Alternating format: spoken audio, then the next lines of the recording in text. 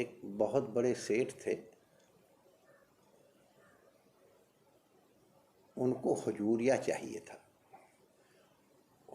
हुजूरिया का मतलब है जो सेठ जी की सभी शारीरिक आवश्यक माने क्रियाओं की और देख वो रखता है, सारी जिम्मेदारी उसकी होती, बड़ा इम्पोर्टेंट है।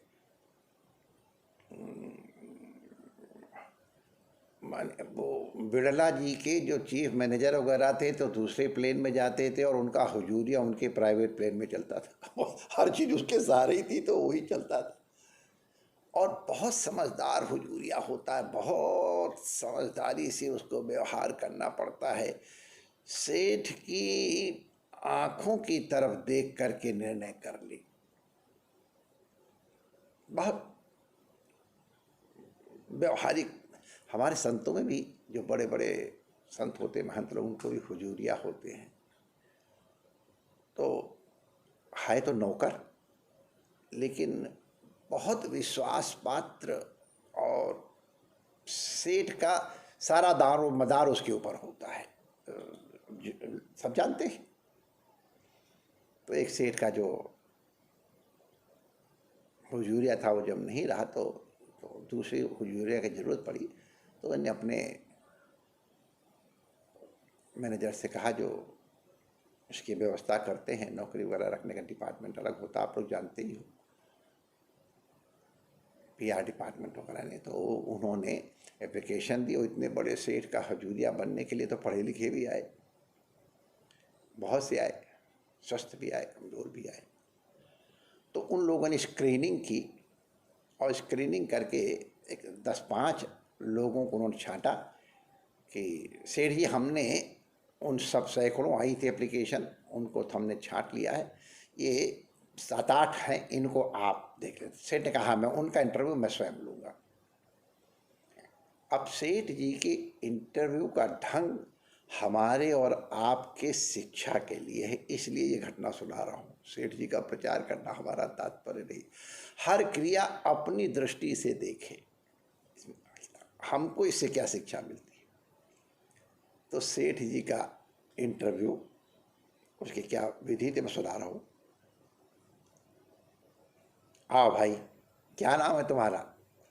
मेरा नाम जो रमाशंकर है, कृष्णशंकर है, दयाशंकर है, गोपाल है, जो भी। अच्छा, क्या करने आए हो? तो किसी ने कहा, नौकरी करने आए हैं।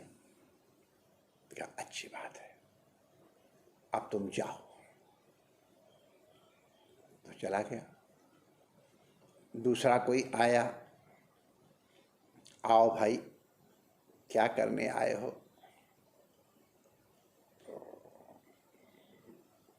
रोजी रोटी की जरिया बनाने आए हैं। अच्छा अच्छा, शाबाश, बहुत अच्छा, ठीक है, जाओ।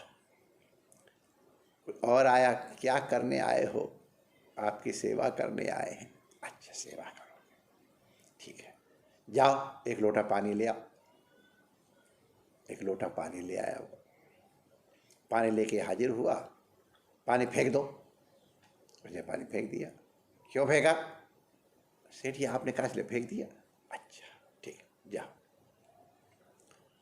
अब यही इंटरव्यू हो रहा था, क्या नाम तुम्हारा, क्या करने आए हो, एक लोटा पानी ले आओ, पानी फेंक दियो, क्यों फेंका?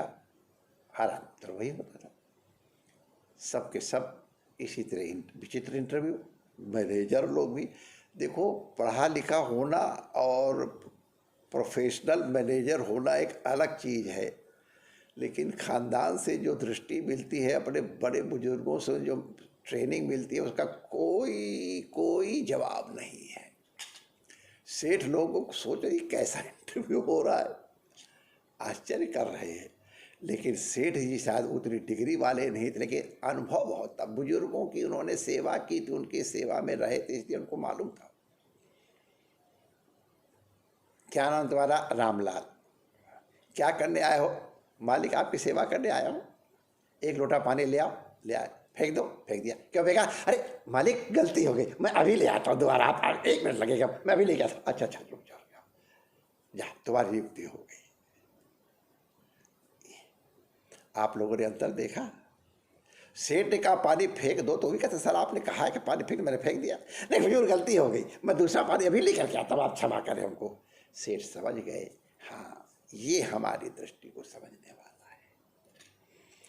हम लोग अपने मालिक की गलतियां निकालने लगते हैं,